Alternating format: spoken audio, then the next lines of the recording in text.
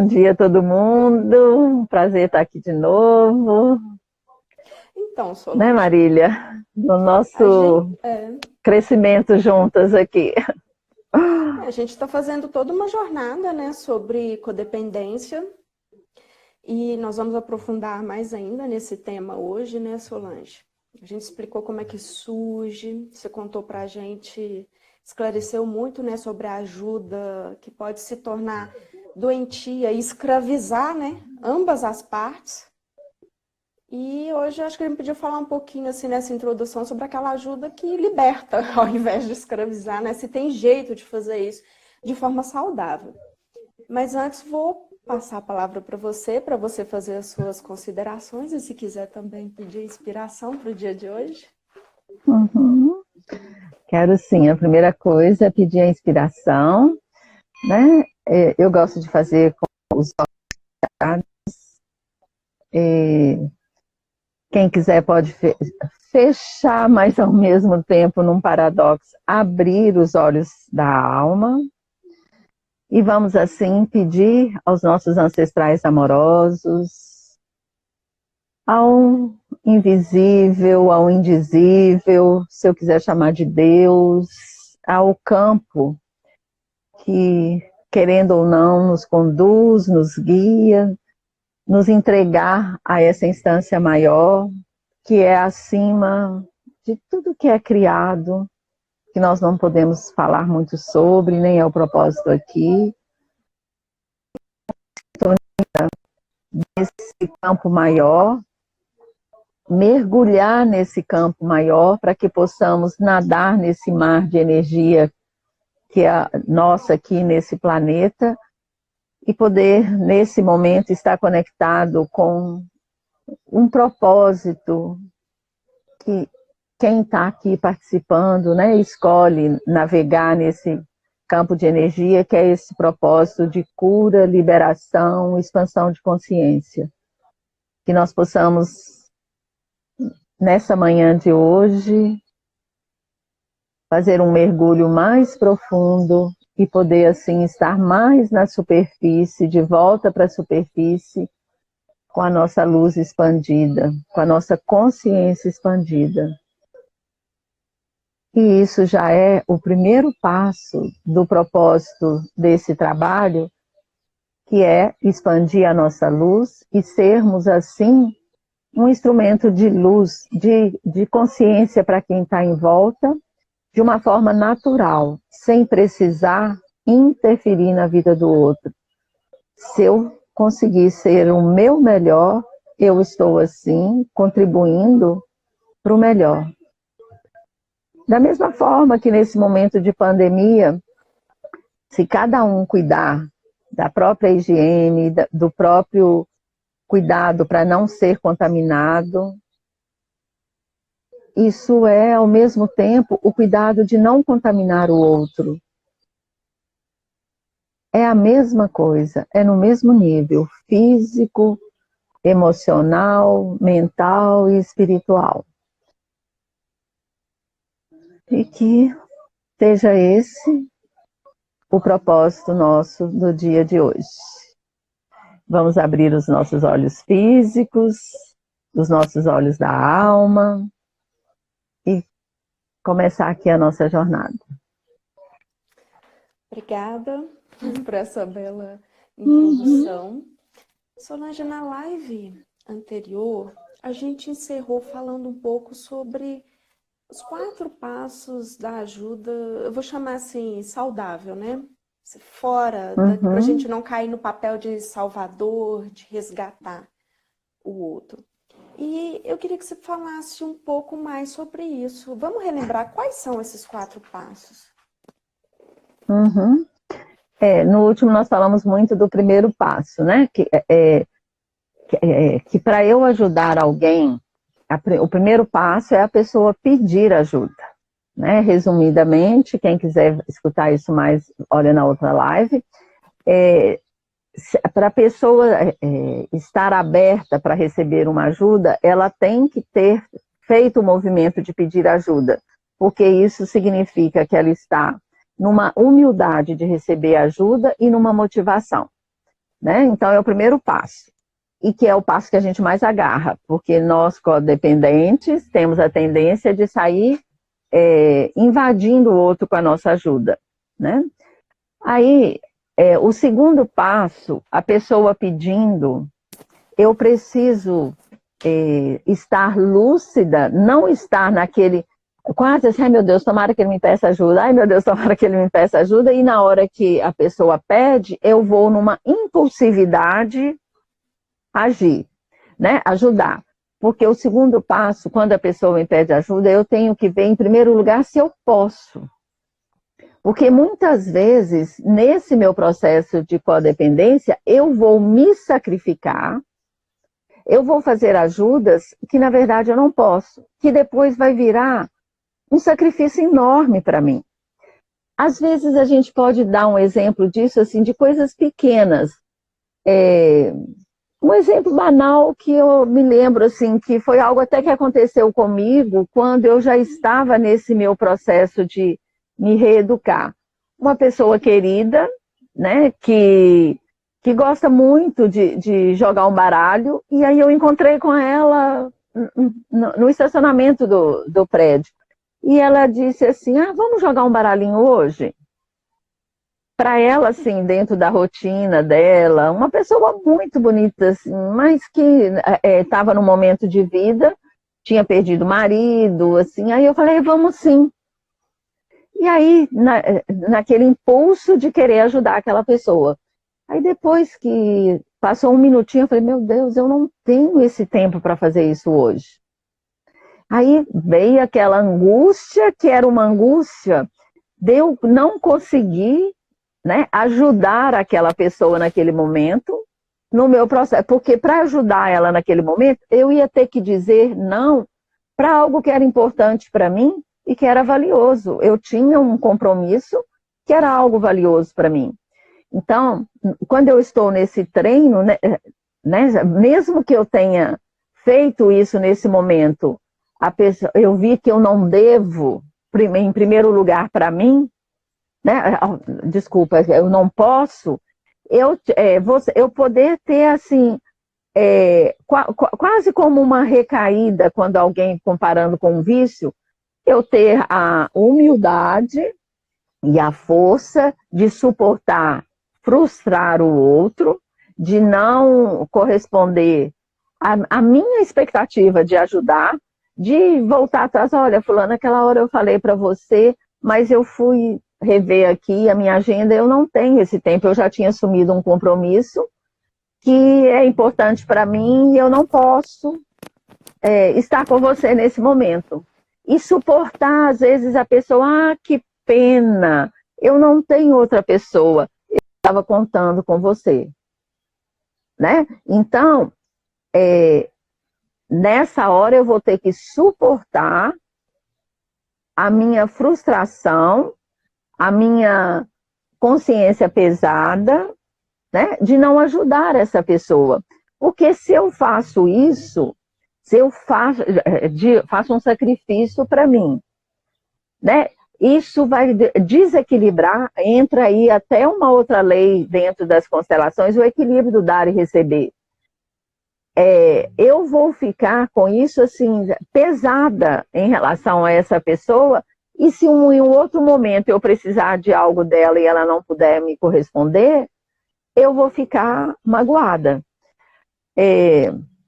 Tem exemplos maiores que a gente pode dar nesse sentido, que não está me ocorrendo aqui. Às vezes alguém vai até fazer uma pergunta que vai ilustrar isso mais, né? Mas para eu ajudar uma pessoa, depois de eu esperar que ela peça ajuda, eu tenho que ver num primeiro momento se eu posso.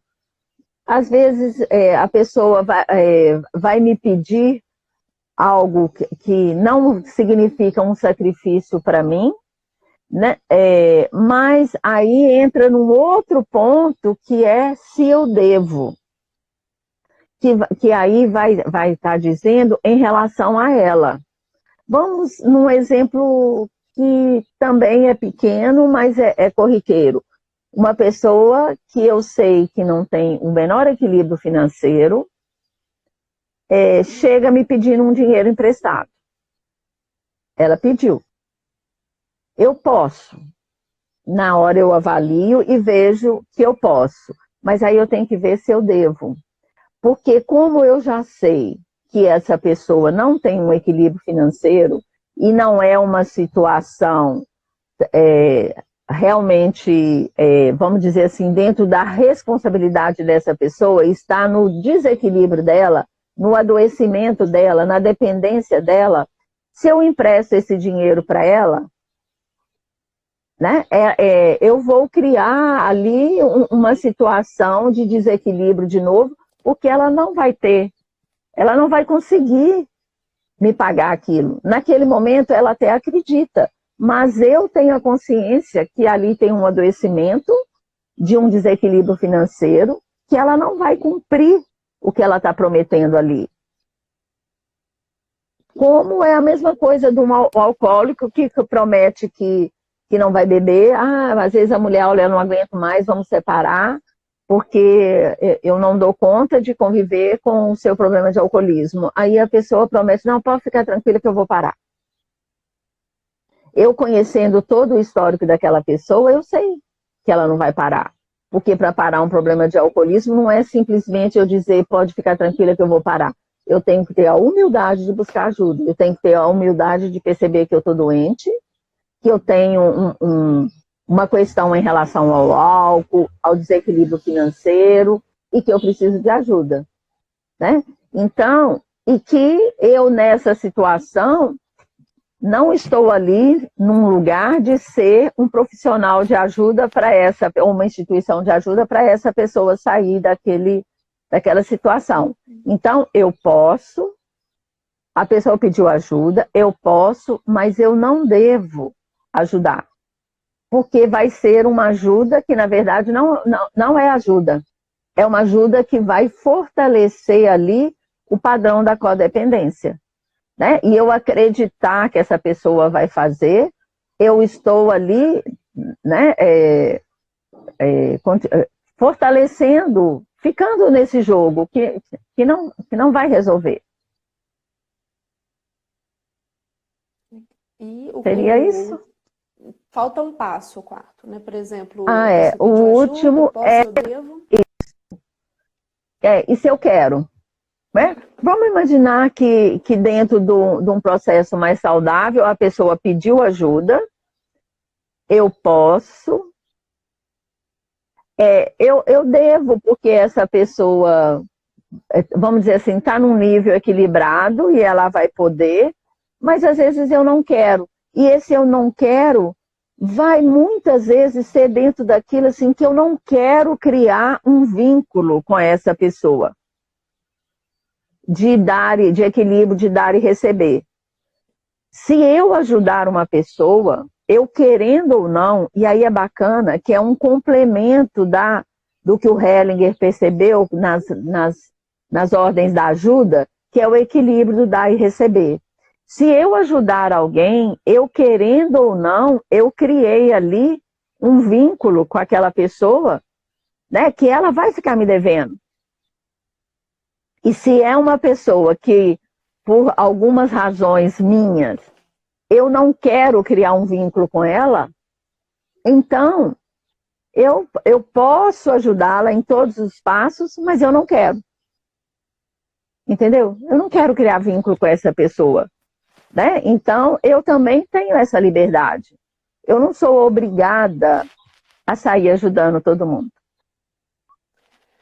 Interessante, Solange, porque esses passos, eu acho que ao segui-los, a gente sai daquela ilusão de que a gente realmente está ajudando a pessoa, porque às vezes a gente está fazendo de tudo e tem aquela crença de que não estou fazendo bem para aquela pessoa, mas às vezes não está, né? Às vezes ou está se prejudicando e deixando outra pessoa doente, no caso a si mesmo, que aí a pessoa que está ajudando vai ficar na situação de quem também precisa de ajuda, ou então está atrapalhando aquela pessoa a adquirir autonomia. O terceiro passo que você citou, se eu devo, me lembra muito o livro, né, que é uma referência nessa área, né, que é o Codependência Nunca Mais, da autora da Melody Beattie. E ela disse que O codependente, que é essa pessoa que tem um vício de ajudar, muitas vezes ele faz com que a pessoa ajudada não encare as consequências dos seus atos. E ao não encarar as consequências dos atos, pode ser que essa pessoa seja impedida de crescer, né? Eu gostaria que você comentasse um pouco disso. Como que essa ajuda pode se transformar em um impedimento? Tem um exemplo bem atual nesse momento de pandemia, que muitas pessoas não têm uma reserva financeira, tá? Tem estudos dentro da economia financeira, a Gema pode nos dizer muito disso, né? Que o certo é lógico que assim, que algumas pessoas vão ouvir isso e vão dizer assim, mas tem gente que o que ganha mal dá para comer. É verdade. Mas nesse momento aqui, gente, com todo respeito por essas pessoas, nós não estamos falando dessas pessoas. Porque quem está aqui nesse campo de trabalho que nós estamos fazendo, né, já está num nível de ter o nível de sobrevivência garantido, que está podendo tá aqui fazendo esse trabalho de expandir a consciência, de ir além. Tá? Então, eu estou falando para esse público aqui. Tenho todo o respeito pelo outro público, né, que precisa aí de ter trabalhos de direitos humanos e tudo mais, mas nesse momento eu não estou falando para esse público. E nós temos que tomar cuidado quando eu não pertenço a esse público e quando eu vou dizer o que eu vou falar daqui a pouco, eu me apegar olhando para essas pessoas que estão nesse nível de carência para justificar, para fechar os meus olhos, inclusive, para não ver a minha falta de equilíbrio financeiro, de o que eu ganho, eu não gastar tudo. Né? O certo é porque o mundo é imprevisível em todos os sentidos.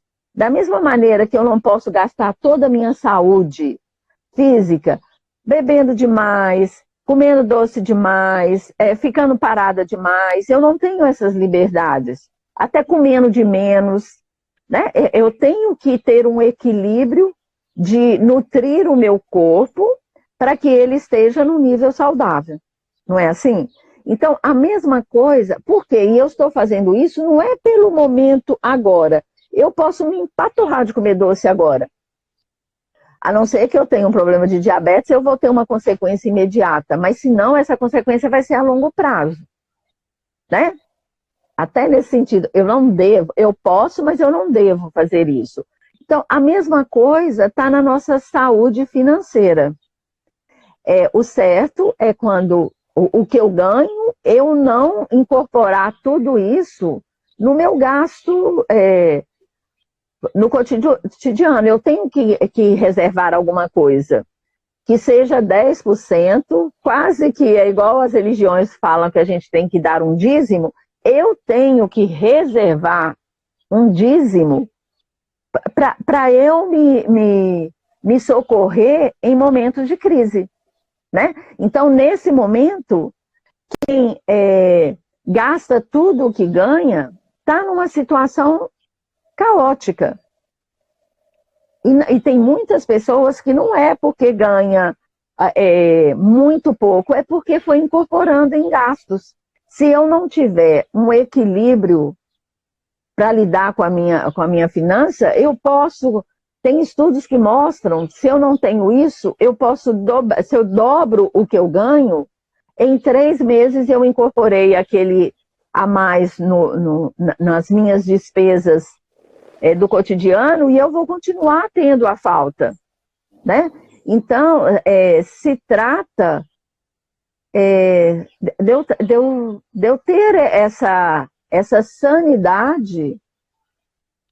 É engraçado, Marília, gente, eu sou assim, tá? De vez em quando eu tenho branco, eu tô falando, eu até perdi a pergunta que você fez, por que eu tô dando esse exemplo? Eu sinto muito, eu sou dessa maneira e eu vou precisar que a Marília repita para mim, para eu concluir. Vamos. Não, primeiro, essa questão financeira foi muito oportuna. Você ainda lembrou da Gema, que é economista. Depois eu vou chamar ela para uma live para a gente conversar sério sobre isso. Uma ótima Muita gente ideia, precisando. que E complementa isso aqui. é, e a questão que a gente estava falando era o seguinte, principalmente do passo se eu devo, por exemplo, eu estou ajudando uma pessoa a sair de uma situação, mas essa ajuda pode evitar que ela não encare as consequências dos atos dela. Ah, isso, Entendeu? lembrei. É justamente isso, percebe? Então, se nesse momento tem pessoas que não fizeram uma reserva para um momento de crise, né? Se eu ficar salvando essa pessoa nessa situação, eu vou estar mantendo ela nesse processo, né? Porque ela precisa desenvolver essa consciência de que todos nós podemos ter momentos de crise. Eu não posso gastar tudo que eu ganho. Eu tenho momentos, não só desse de pandemia que a gente está vivendo, mas questão de saúde, de imprevistos na vida, que eu tenho que ter uma reserva. Né? Então, eu acho que era essa a resposta que eu queria dar. Muito importante isso. Agora, Solange, a gente vai agora para as perguntas que chegaram no privado para a gente. Eu não vou citar o nome das pessoas, né? Porque são casos particulares e a gente entende que se a pessoa mandou no privado, ela não quer ser identificada. A primeira deixa eu voltar. Solange, e se, eu acho que ainda está no primeiro passo, se a gente acha que uma pessoa querida precisa de ajuda, e ela disse que não, o que devemos fazer? Suportar a nossa angústia de uma pessoa querida estar numa situação que eu percebo que de adoecimento, mas ela não quer sair daquele lugar.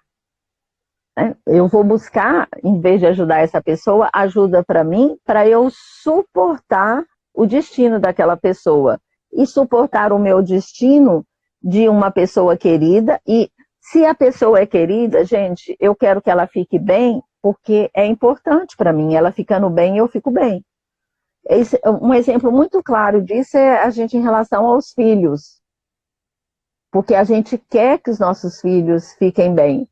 Mas se eles não quiserem, eu sou mãe, eu não tenho o que fazer. Eu tenho que suportar ver que os meus filhos não estão bem. Eu posso ajudar e ainda assim tem limites quando são filhos menores. São crianças, né? Mas mesmo assim tem alguma situação que eu não consigo. Por exemplo, uma criança que não quer comer saudável. Tem um limite do tanto que eu consigo lidar com essa criança e fazer ela comer coisas saudáveis, né? Tem criança que não vai sair desse lugar. Por mais que eu tente, eu vou ter que viver a minha impotência.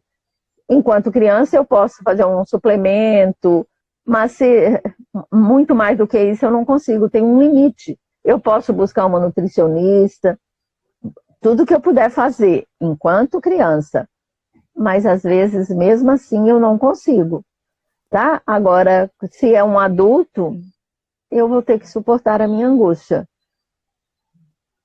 E você falou dessa questão de enquanto mãe, as mães estão muito preocupadas, Solange. A gente tem duas perguntas aqui sobre esse tema.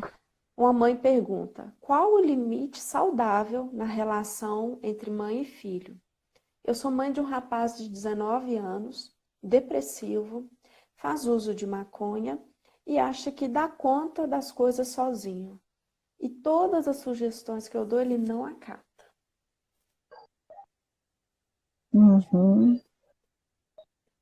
Aqui, de novo, eu sempre falo, né? Eu vou responder de uma forma seguindo a sensação que vem aqui para mim, mas eu não estou dizendo que essa resposta é o que está nesse quadro aí, porque aí cada caso é um caso.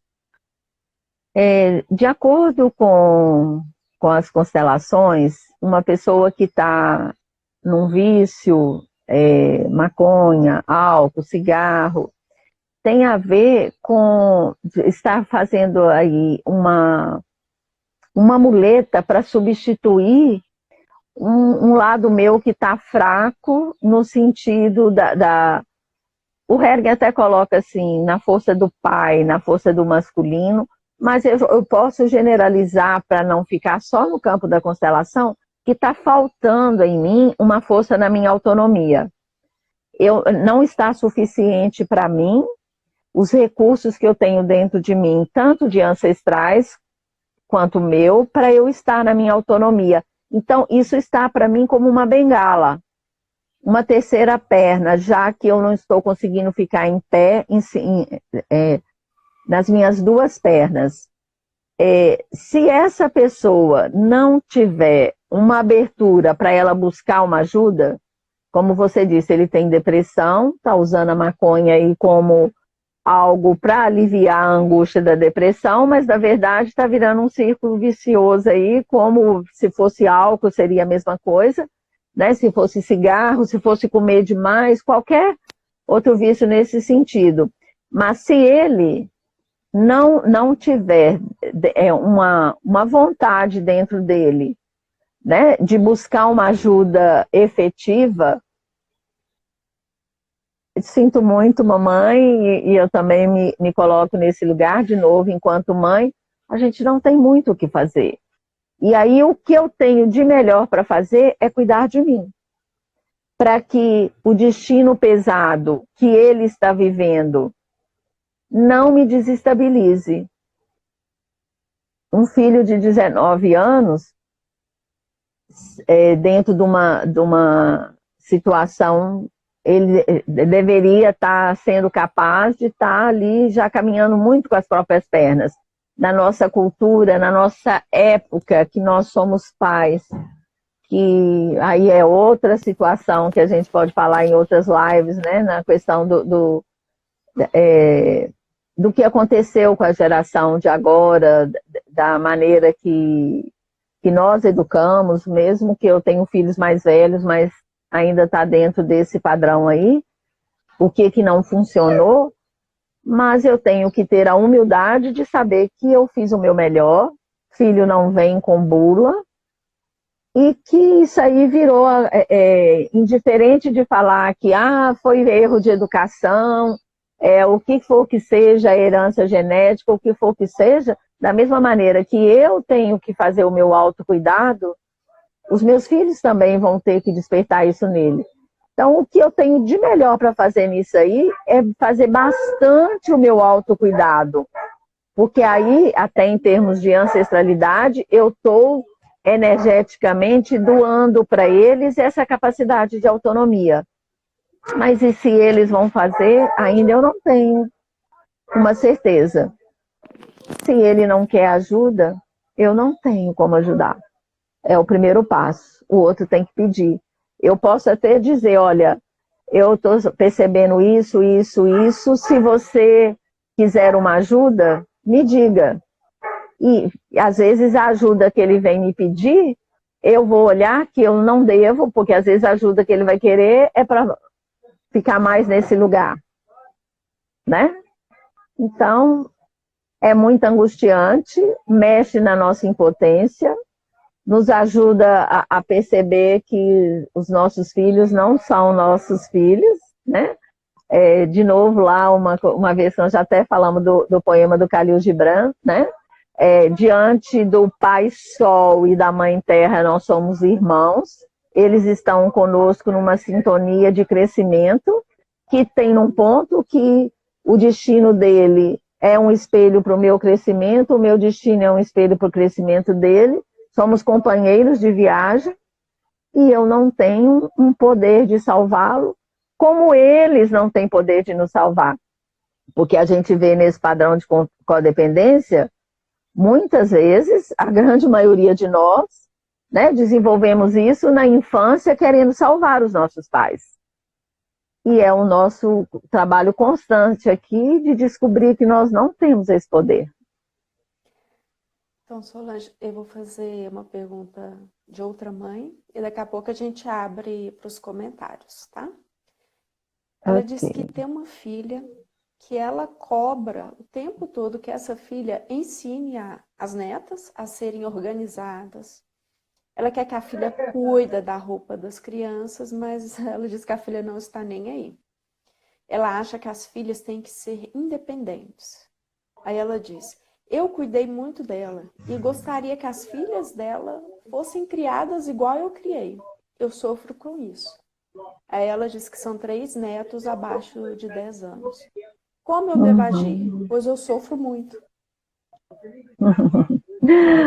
Olha, quando eu escuto isso, eu imagino que essa avó, ela tem um problema com a mãe dela, que ela tem que resolver. Provavelmente, de novo, gente, aqui é uma hipótese, né?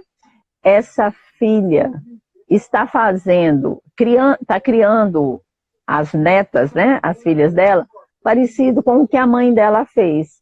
Porque aí entra um padrão que é muito comum, que aí é um grande equívoco que todos nós pais cometemos, e que o Hellinger ensina isso.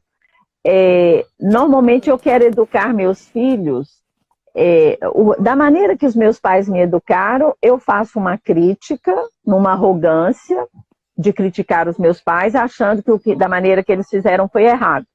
Então eu quero fazer diferente. Aí igual, tá muito assim, Clarice, ela criou as filhas dela com muita organização. A hipótese maior, dentro do que a gente conhece, é que a mãe dela não cuidou, era muito desorganizada. E ela desenvolveu, por mecanismo de defesa, a necessidade de se autocuidar, porque ela não tinha isso da mãe. E aí, numa arrogância em relação a essa mãe, ela cuidou de uma forma exagerada com essas filhas, com essa filha, não sei se tem outra, porque ela não fez isso de uma forma genuína. Ela fez dizendo para a mãe internamente: eu sou melhor do que você, eu sou melhor mãe do que você é. Olha como eu ensino para as minhas filhas, você não me ensinou. Né?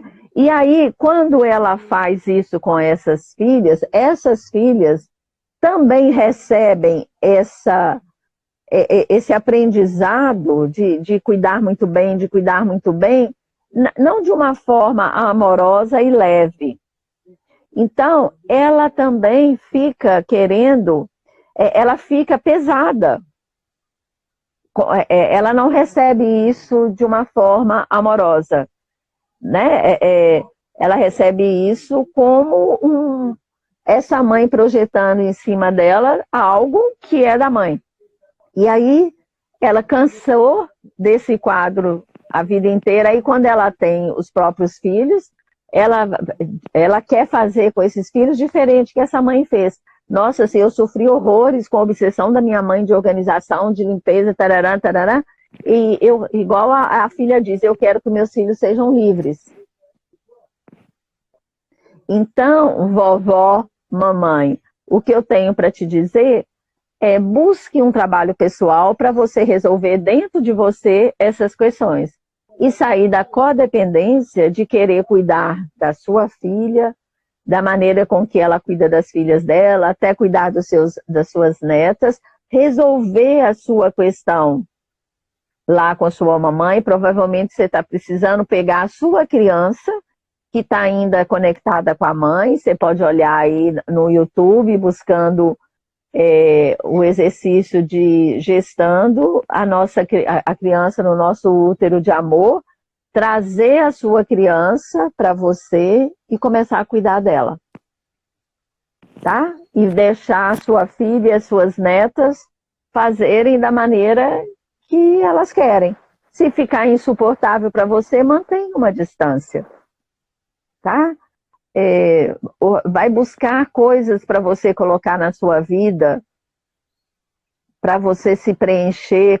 Se você gosta tanto de organização, monta um trabalho para você, seja um youtuber, se for o caso, dando dicas de organização, né? Transforma isso num trabalho, seja voluntária em algum lugar que precise de alguém para estar lá cuidando do almoxarifado, da organização, um lugar onde isso que se tornou uma qualidade, um potencial seu, vai ser bem-vindo.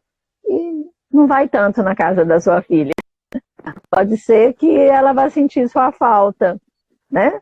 Mas não daquela que vai lá para vigiar o que não está bom, mas para ir compartilhar um almoço de domingo, um carinho. E você não precisa olhar a desorganização dela. Ok?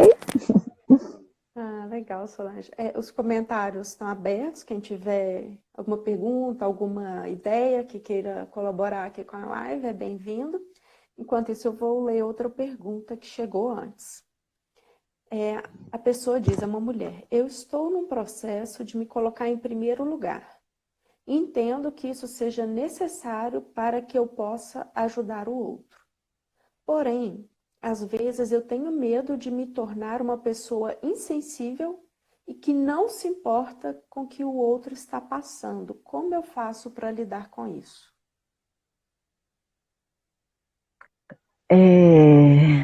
Olha só. Da mesma maneira que vamos imaginar, um alcoólico tem que fazer um esforço para suportar a abstinência, aí vai mais ou menos no mesmo nível.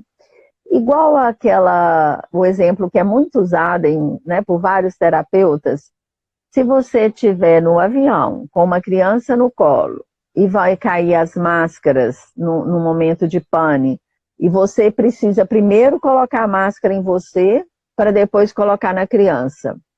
Você vai ter que suportar o risco de, enquanto você está colocando a máscara em você, essa criança morrer. Então, quando a gente está nesse processo de sair da codependência, desse padrão de ajudar, eu preciso sim colocar um pouco uma couraça aqui, que num primeiro momento fica parecendo para mim um egoísmo. Eu vou ter que suportar a minha angústia de ver o outro tendo necessidades e não ajudar. Esse medo de correr o risco de eu ficar insensível, eu vou ter que correr esse risco. E num período eu vou ter, inclusive, de ficar insensível mesmo. Porque primeiro eu vou ter que me salvar. Eu não consigo, ao mesmo tempo, estar cuidando de mim nesse processo de cura e estar cuidando de outras pessoas. Os médicos, nesse momento que pegam coronavírus, eles vão primeiro se tratar e depois eles voltam para trabalhar. Você não vê nenhum médico com coronavírus trabalhando. Né? É mais ou menos a mesma coisa. Se eu for ficar insensível depois, eu vou ter que deixar para pensar nisso depois. E é quase um paradoxo. Se eu ficar insensível, isso depois não vai me incomodar. Percebe? Né? Quando eu estou com medo de ficar insensível, não faz sentido. Se isso acontecer, não vai estar me incomodando. Isso pode estar incomodando ao outro, mas não a mim. E esse grau de dizer que eu estou insensível é muito relativo.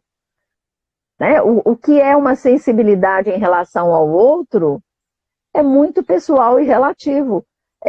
Às vezes alguém vai julgar como uma insensibilidade eu não ajudar em algum ponto, e eu vou estar vendo que isso eu estou não intrometendo na vida do outro, eu estou esperando o outro pedir ajuda, né? Então, é um medo que faz sentido em alguém que está na codependência com medo de sair da codependência. E eu preciso de ter coragem de correr esse risco. Não tem uma maneira prevenir isso com antecedência, eu vou ter que viver.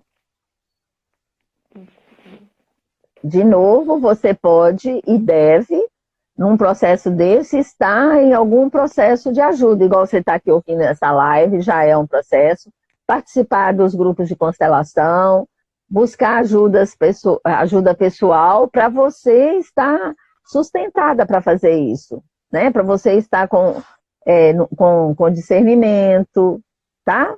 Você pode pedir ajudas nesse sentido, para você conseguir elaborar e interpretar a sua atitude. Mas não tem uma receita pronta disso. Faz parte da gente suportar, atravessar a mata escura e não saber o que vai ter lá na frente. Solange, esse seu comentário me lembra muito assim, o posicionamento do Bert Hellinger, né, que trouxe, né, as constelações para a gente.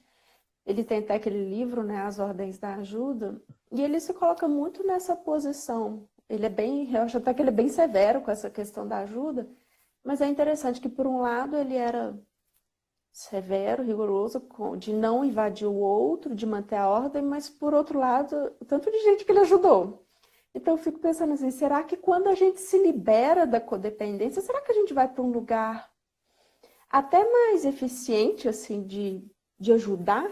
Um lugar onde a gente consegue ajudar de uma forma realmente verdadeira, sem manipulação, sem questão de poder. Eu acho contraditório, eu fico vendo ele como uma pessoa que realmente ajudou a gente. Com certeza.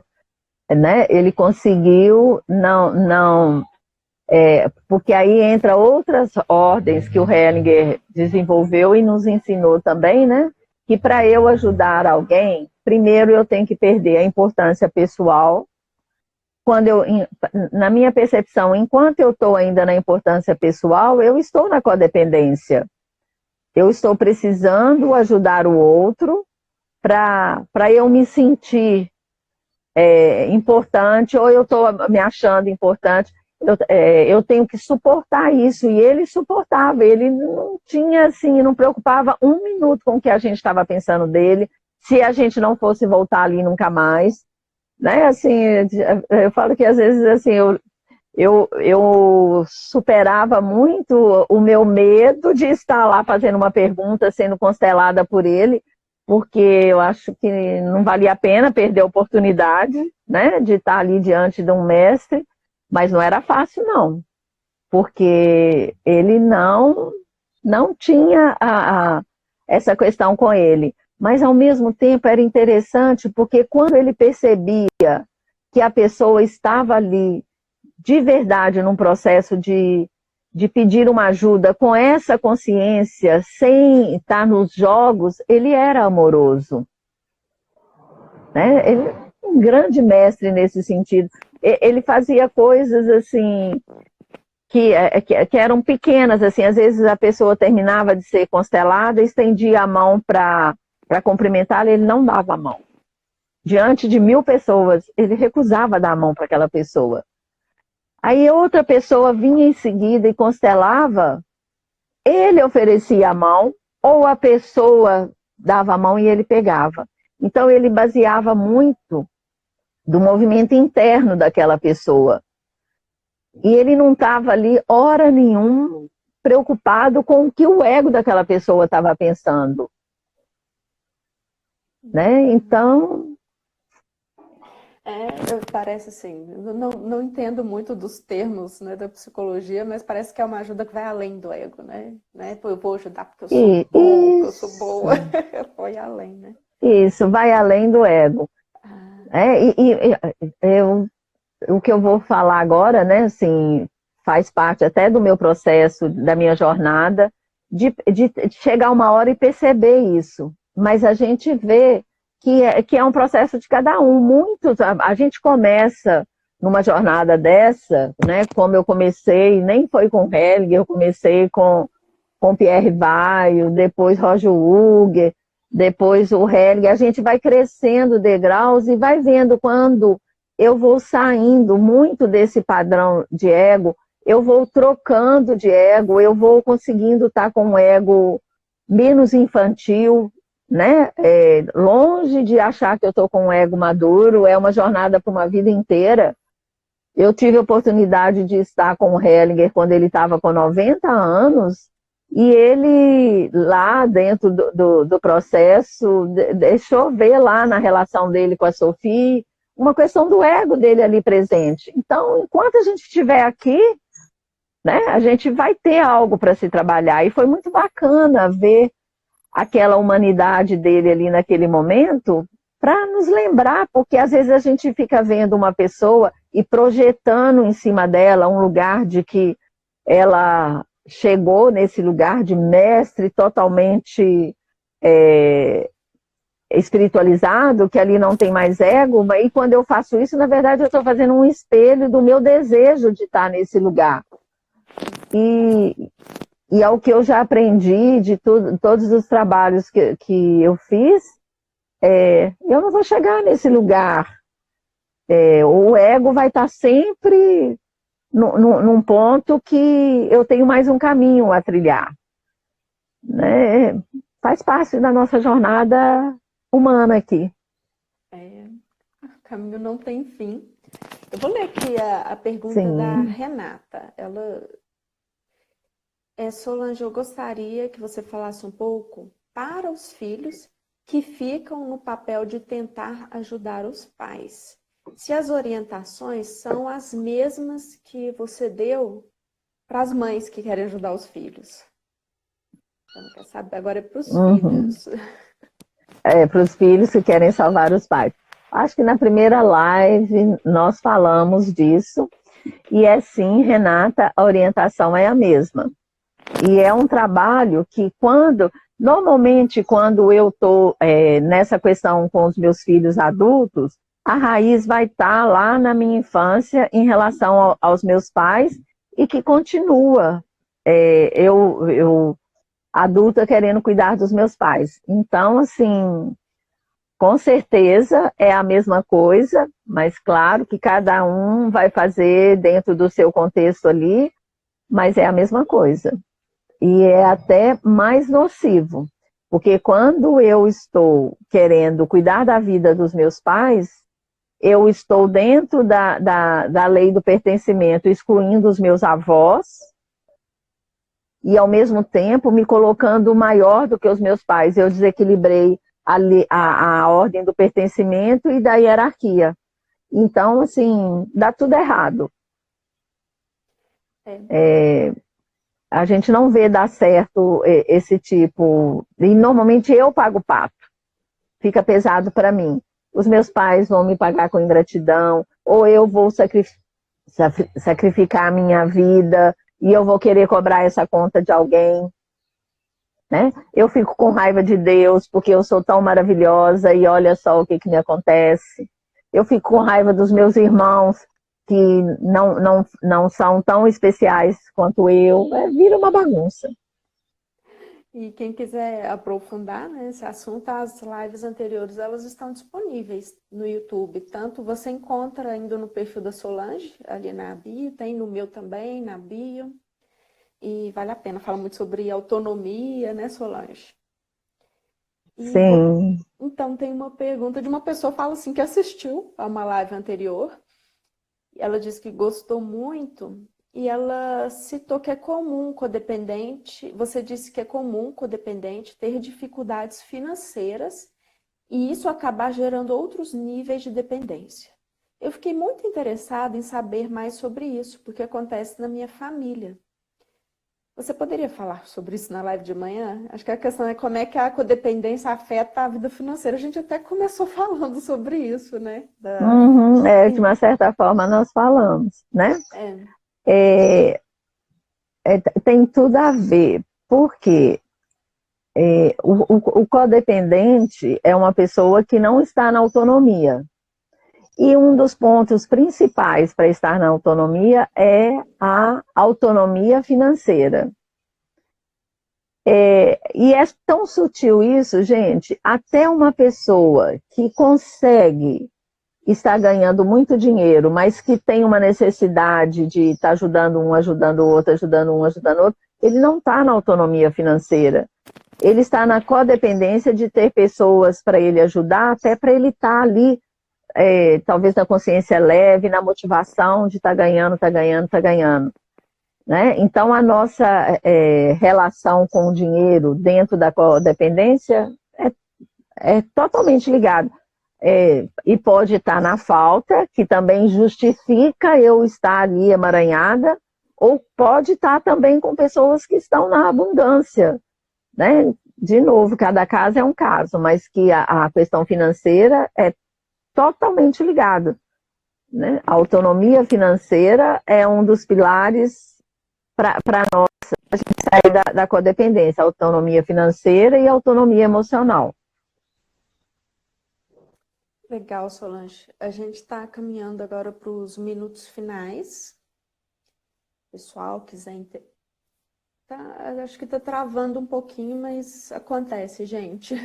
Acontece. Vocês sabem tecnologia, né? Vamos ter tolerância. Depois, na hora de se perder um trechinho, ficou gravado depois. Eu estou sentindo aqui que está travando um pouquinho, mas eu não acho que está prejudicando. Não, dá para te ouvir perfeitamente. Para mim, assim, o seu chega para mim travando um pouquinho.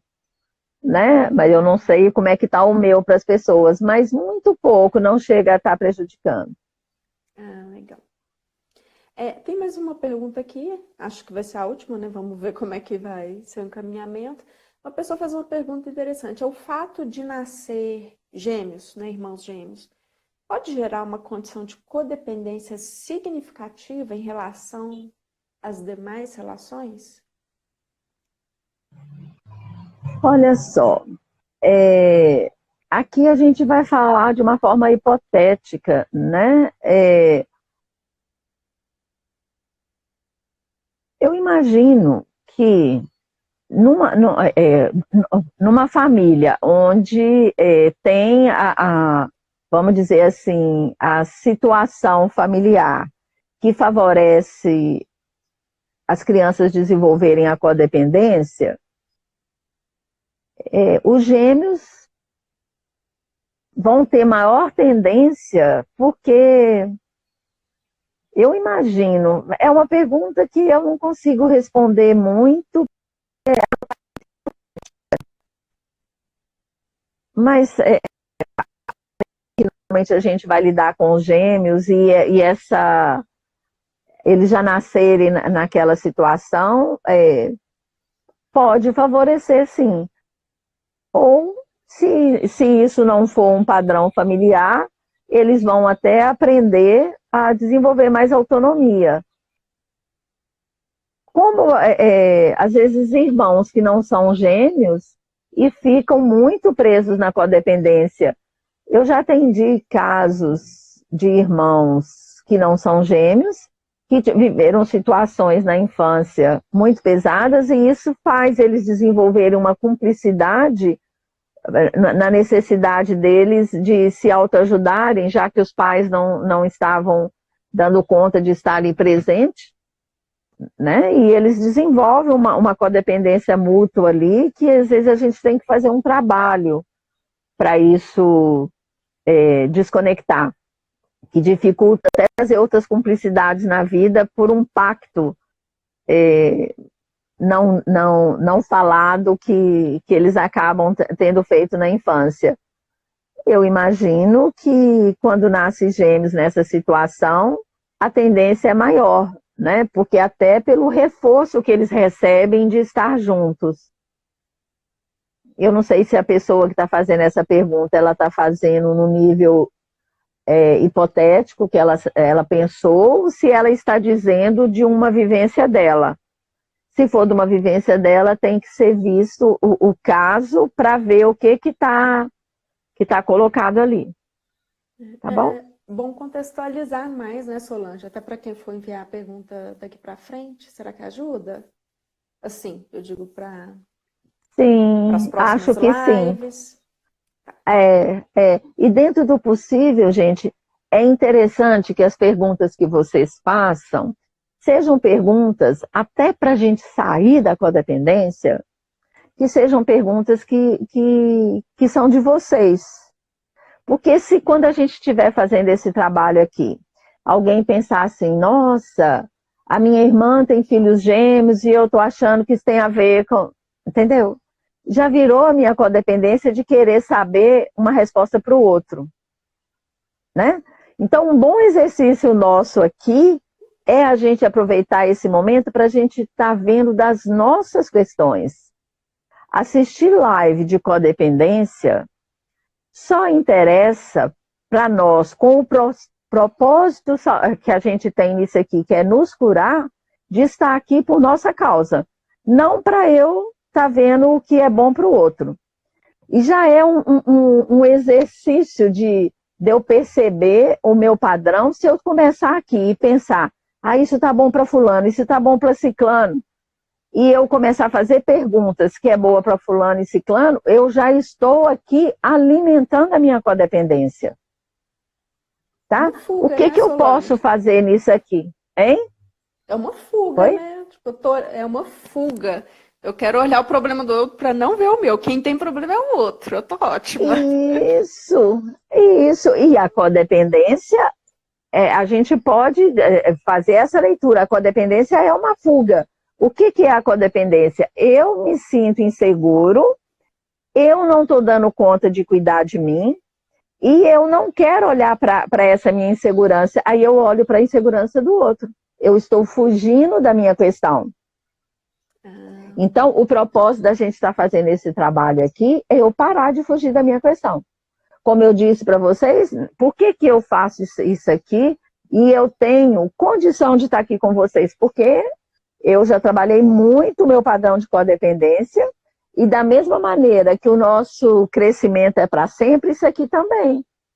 É algo que eu vou sutilizando, eu vou diminuindo, mas eu ainda me encontro em situações que eu preciso me libertar, porque daí a pouco eu dei uma escorregada e caí nesse padrão. Principalmente porque a gente tem uma memória de corpo que a gente vai gastar muitos anos para perder. Né? Quando eu me vejo em situações, aí de novo acordando aqui, uma atitude de codependência e eu vou ter que respirar para não atuar nesse padrão. Então, eu sugiro para as pessoas que estão ouvindo que aproveite isso aqui como um processo terapêutico para o seu processo de curar a codependência. Mas na próxima a gente vai continuar falando, igual nós falamos, a gente não pretende correr para esgotar esse tema, tá? Então as perguntas que não foram respondidas, é claro que a gente não vai conseguir responder a todos, mas na próxima semana a gente continua, tá bom? Um beijo para todo mundo, bom final de semana. Isso mesmo, obrigada a todo mundo que participou e até o próximo fim de semana. Beijo, obrigada, Solange. Por nada, obrigada a você também, Marília. Tchau, tchau.